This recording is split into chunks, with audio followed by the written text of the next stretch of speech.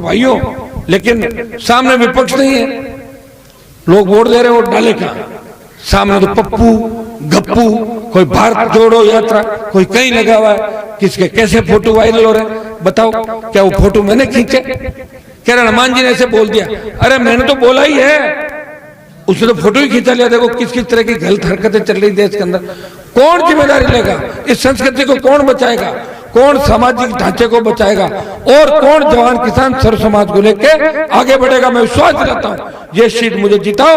70 साल में जितना विकास नहीं हुआ, 1 साल में सरदार शहर के किसान खुशहाल होंगे, जवान खुशहाल होंगे। लगेगा कि कोई विधायक आया था और उसके गारंटर के तौर पे नागौर का सांसद आया था, तो जवान किसान के सपनों का राजस्थान बनाना चाहता था। भाइयों, सर्व समाज से अपील करता हूं कि मैं आपके गांव में आया हूं तो मेरा मान और सम्मान बढ़ाना, और गहलोत वसुंधरा आ जाए तो मैं जिद नहीं करूंगा आपको। आप कहना गहलोत जी आ गए थे, कोई नहीं आएगा। सरदार शहर में हाथी लग जाएंगे, अभी परेशान है। बीच से एक मंत्री जो आ गए, मुझे कोई कह रहा था कि सीएम खुद भी आए, डरे में सीट निकल नहीं जाए, क्योंकि सीट जाएगी तो कुर्सी भी जाएगी सो गहलोत की, तो कुर्सी बचाने के लिए हो सकता है गली गली रवाना हो जाए। लेकिन उनको ला कौन रहा है? मैं ही तो बुला रहा हूं, मैं घूम रहा हूं। डर गई कांग्रेस पार्टी, मैं घूम रहा हूं। जिस तरह जवान साथ दे रहे, डर गई बीजेपी, वो भी लाएंगी बड़े बड़े स्टार। भाई हमारे पास तो कोई स्टार तो है नहीं, मैं खुद हूं। बाली जी हमारे स्टार, कहां गए ओमकार जी? बाली अगले गांव में चले गए। बलदेव जी है, कोई 2-3 विधायक है हमारे, 2 शेड्यूल कास्ट के एमएलए, एक मेघवाल, एक बावरी। हमारे पास ऐश्वर्या राय और ये दूसरी लड़कियां जो है दिल्ली में, ये तो है नहीं, किसको लाए हम बताओ? वो तो बीजेपी और कांग्रेस के प्रचार में आती है। हमारे तो जवान है, किसान है, और यही लोग हैं।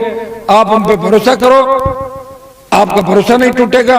विश्वास दिलाता हूं, हनुमान बेनीवाल की जब भी जरूरत पड़ेगी, पीठ दिखाकर नहीं भागेगा, आगे खड़ा मिलेगा और आपको साथ लेके चलेगा। ये निवेदन करता हूं। गांव की तरफ से 2 प्रमुख समस्या गांव की तरफ से आई है। एक तो मांगासर में 200-250 से ज्यादा ट्यूबवेल है और किसानों को वोल्टेज नहीं मिलता, दूर से लाइन आती है, रोज टूट भाग रहती है। मैं आपको विश्वास दिलाता हूं कि चुनाव का रिजल्ट कुछ भी हो या नया जीएसएस आपको बना देंगे गांव के अंदर, ये मैं घोषणा करके आपके गांव में जा रहा हूं। घोषणा तो कांग्रेस वाले भी कर देंगे, उनको तो आप इतना ही पूछना, जब 35 साल से तो बनाए क्यों नहीं, अभी तक क्यों नहीं? अब कैसे याद आ गया वोट के लिए? और बीजेपी का भी राज आपने देखा है। ये मैं आपको विश्वास दिलाता हूं, मेरी कथनी और करनी में अंतर नहीं। ये कागज लेके जा रहा हूं। मेरा बात याद रखना, हनुमान जी ने कहा था पिछले गांव के अंदर भी बहुत बड़ी जीएसएस की, एक गांव छोड़ के दूसरे गांव में थी अपना अजीत सर के अंदर, तो यह एक जीएसएस और एक मांगासर में अंडरपास आपकी डिमांड है। यहाँ रेलवे लाइन है ना, ठीक है, ये अंडरपास बना देंगे। ये तो दिल्ली की सरकार बनाती, कोई दिक्कत नहीं, दोनों काम आपको हो जाएंगे।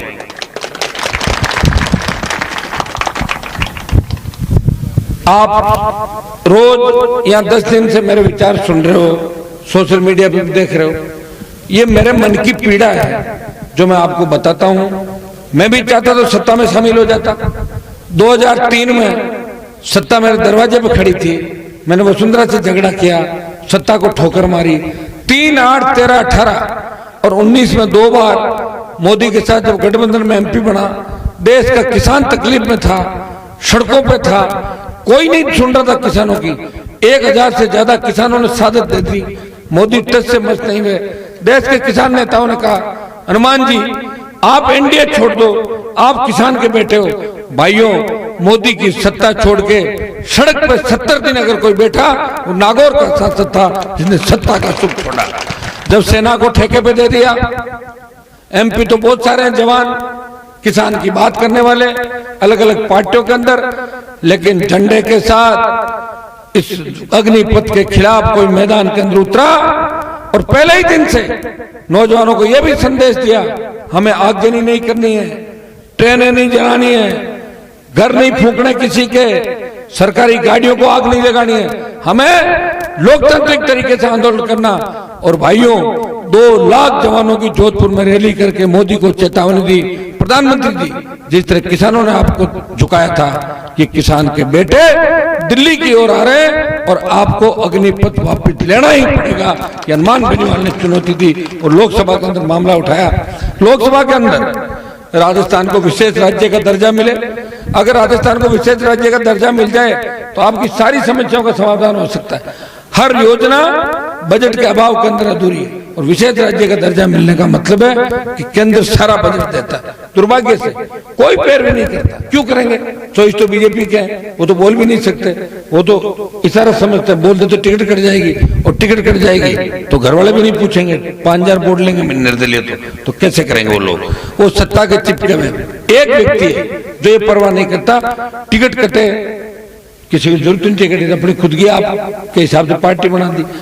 हार जाए जीत जाए इस चीज की परवाह नहीं की। मेरी बात नहीं जानी चाहिए, जो कहता हूं वो करूं किसानों के लिए, जवानों के लिए।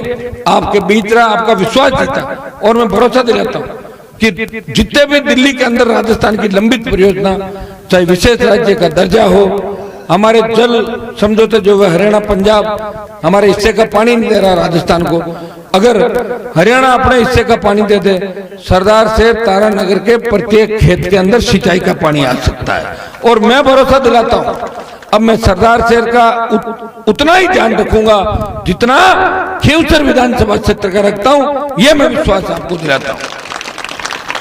आपके यहाँ लोग बिजली के बिल भरते हैं क्या? मेरे उधर तो नहीं भरते बिल। हाँ तो मैं तभी तो कह रहा हूं फ्री बिजली करो, तकलीफ नहीं पड़े लोगों को। मुफ्त बिजली, गैर उपभोक्ताओं को आधी दर पे बिजली। आप चिंता नहीं करें, मुझे हिम्मत दें, ऊर्जा दें। और हमें ऊर्जा जब मिलती है जब हमारी सीट जीतती है। आज मान लो सरदार शहर में आरएलपी ने कहते भाई इतने वोट लिए, उससे क्या हो जाएगा? जीते।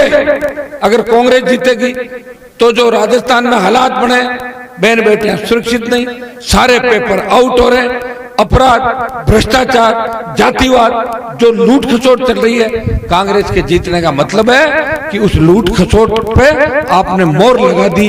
आपने कह दिया कि गहलोत का काम अच्छा है, कांग्रेस जीतेगी तो। और बीजेपी जीतेगी जब ये मोहर लगेगी।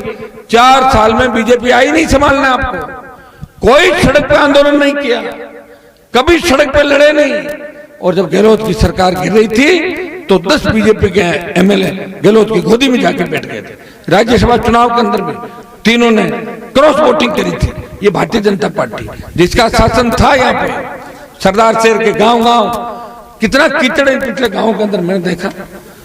सड़क, पानी, स्कूल, बिजली, जीएसएस, एक बत्ती का जीएसएस, अस्पताल के अंदर जो आम आदमी का काम पड़ता। भाइयों, आरएलपी जीती तो संदेश जाएगा कि राजस्थान का जवान किसान बदलाव चाहता है। अब थोथी घोषणाओं से और धोखा देने वालों को वोट नहीं देगा। यह संदेश आरएलपी के जीतने से ही राजस्थान के अंदर जाएगा। यह संदेश आपको देना है। मैंने मांग करी कि किसान का संपूर्ण कर्जा माफ होना चाहिए। ये मैं लाया था कर्ज माफी की बात राजस्थान में। उसके बाद कांग्रेस बीजेपी ने पकड़ लिया इसको। राहुल गांधी बोला 1 2 3 4 5 10 ये कर्जा माफ हो गया। कर्जा माफ, उतना कुत्ता कर्जा है। ढोल बजा के नीलामी करते हैं लोगों के घरों पे बैंक वाले। भाइयों, फ्री बिजली की बात करी, 10,000 करोड़ रुपए एक्स्ट्रा सरकार को राजस्व देना पड़ेगा।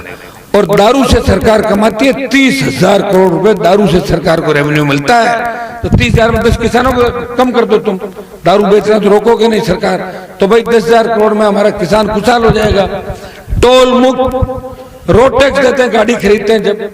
और पेट्रोल डीजल की कीमतें 100 रुपए के पास चली गई। सेस, वो टैक्स अलग से, तो 3 लेयर का टैक्स है। रोड टैक्स डीटी ऑफिस में गाड़ी रोड टैक्स देना कौन देना, और डीजल 80 90 100। ये तो यूपीए की सरकार के समय भी नहीं था। शायद मेरे हिसाब से 50 52 54 रुपए होगा। मोदी जी क्या कर रहे हो आप? मैं लोकसभा में बोल रहा था डीजल पेट्रोल कम करो, तो एक मंत्री खड़ा होकर बोलता है आपको गाड़ी रखनी तो रखो, मत रखो। इतना ज्यादा घमंड अहंकार हो गया भारतीय जनता पार्टी के नेताओं में। इनका अहंकार भी आपको ठीक करना, क्योंकि तकलीफ पब्लिक को पड़ती है। ट्रैक्टर में जाओगे, गाड़ी में जाओगे तो तेल भराना पड़ेगा। आजकल हालात कितनी खराब है, तेल 100 रुपए चला गया। भाइयों, मैं आपके लिए लड़ रहा हूं, मेरी कोई लड़ाई नहीं। मैं चाहता था आराम से मंत्री बन जाता 3 में और 20 साल मंत्री रहता और बाद में कह देता कि मैं तो अब आपकी सेवा करूंगा। कहते हैं पूरे जीवन जब सत्ता में रहते हैं तब समाज और किसान याद नहीं आते। और जैसे ही लात पिछवाड़े पे पड़ी, अरे मैं तो थका इटा बना, अब गए छिया पड़िया तावड़े पड़िया छिया नाक दो, अब काम करेंगे, कहां से करेंगे काम, स्विच ऑफ कहां ढूंढोगे। इतने 5 साल निकल गई। कोरोना में तो मोदी जी ने करीब 50 लाख सफाया कर दिया देश के अंदर। 50 लाख लोग मरे हिंदुस्तान के अंदर कोरोना से। कौन लाया कोरोना? मैं थोड़ा लाया था चीन से जाके। मोदी जी लोकसभा में कह रहे थे हिंदुस्तान में कोरोना नहीं आएगा, ऐसे कह रहे थे जैसे भगवान से बात हो रही थी उनकी। कितना कोरोना फैला। दूसरी लहर में तो ऑक्सीजन सिलेंडर के अभाव में लोगों ने दम तोड़े थे, परिवार उजड़ गए, रेमडेसिविर इंजेक्शन नहीं था, आईसीयू खाली, आईसीयू में बेड नहीं, वेंटिलेटर की व्यवस्था नहीं, और भगवान के भरोसे इस देश को छोड़ दिया मोदी ने।